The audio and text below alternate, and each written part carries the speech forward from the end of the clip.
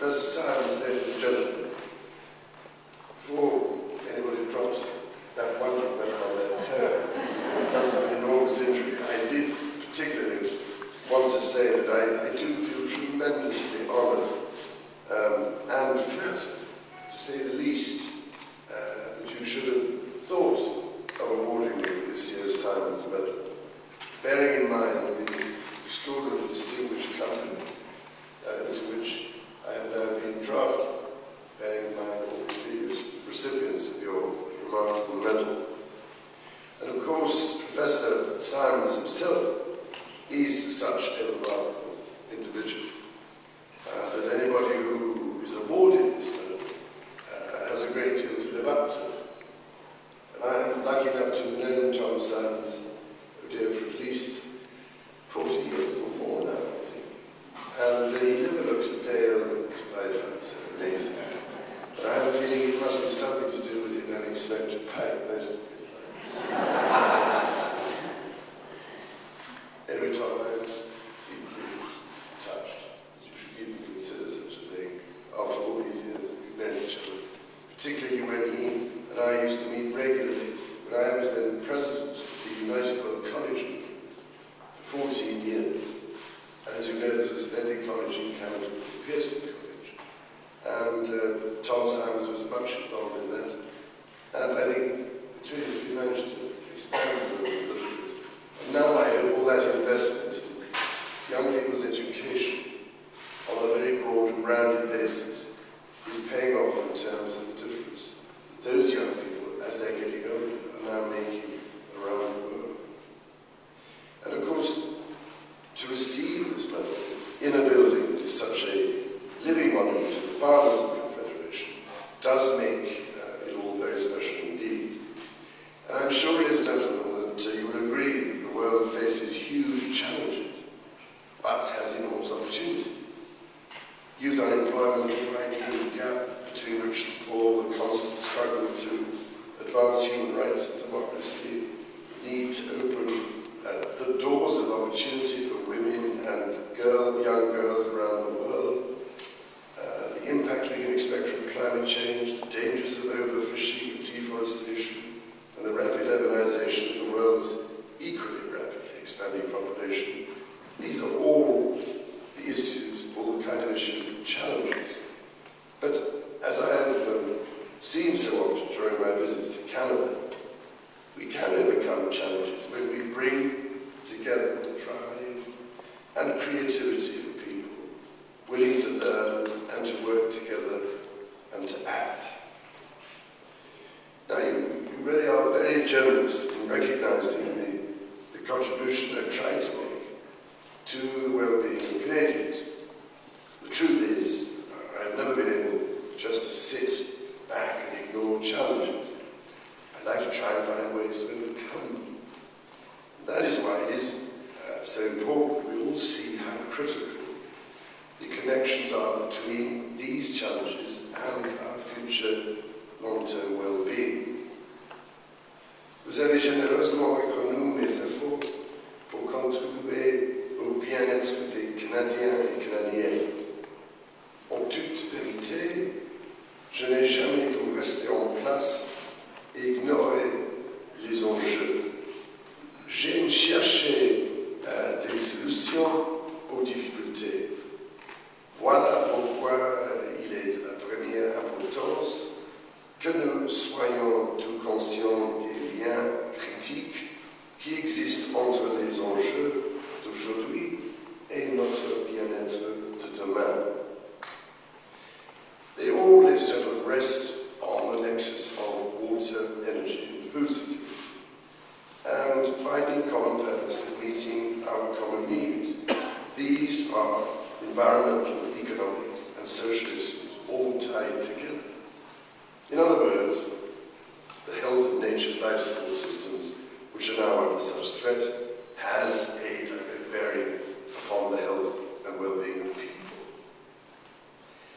Well, I have long tried to draw attention to this connection, but it has come into even sharper focus now that I am a grandfather. It is all our grandchildren who will have to live with the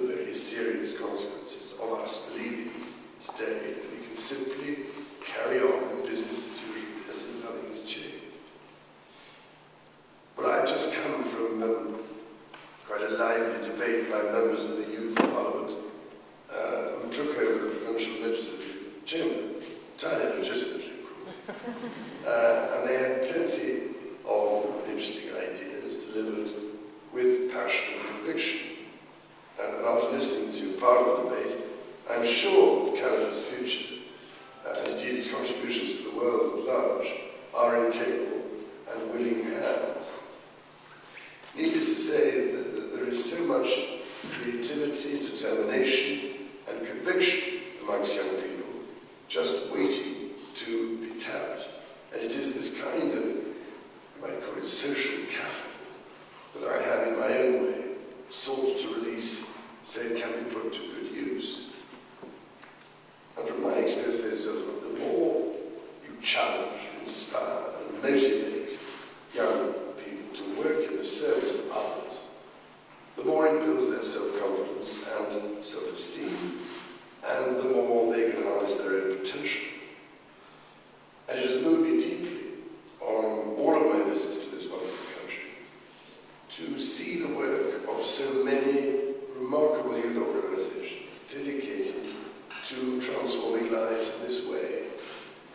And it is my great hope, if I may say so, that even more can be done to encourage young people to volunteer.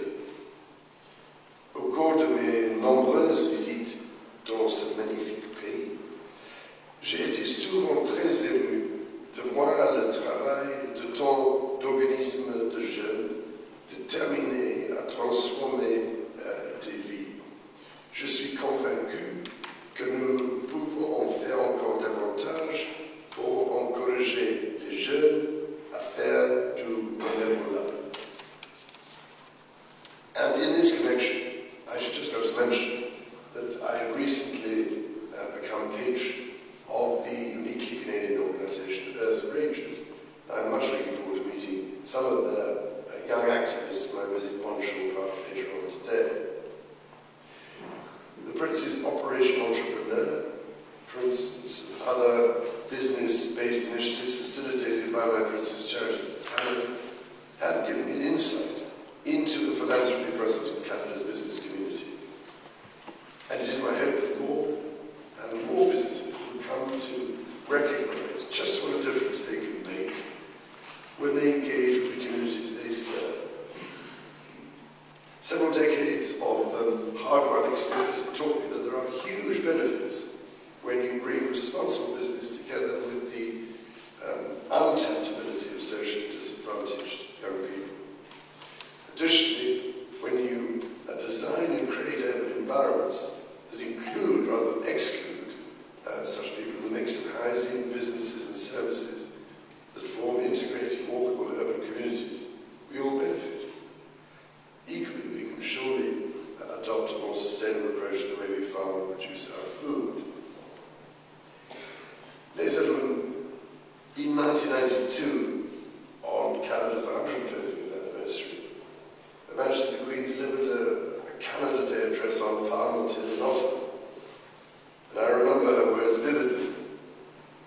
You have inherited a country which is uniquely worth preserving, and I call on you all to cherish this inheritance and protect it with all your strength. I have every confidence that Canadians took her words to heart, and as we approach the 150th anniversary of Confederation, I hope with all my heart that Canadians of today will become even more mindful of the well-being of all our grandchildren and the Canadians of tomorrow. So, thank you again with all my heart for this very special award. And may I just finish by saying how marvellous it is to be here in Charlottetown, a city so determined to celebrate its wonderful heritage as it faces the future that it received my Prince of Wales Prize for Municipal Heritage Leadership back in 2005. And what is more, the Mayor is today very tactfully flying the flag which came with my prize on that occasion. What is it? I can only say that my darling wife and I are looking forward to the rest of our time here on Prince Edward Island.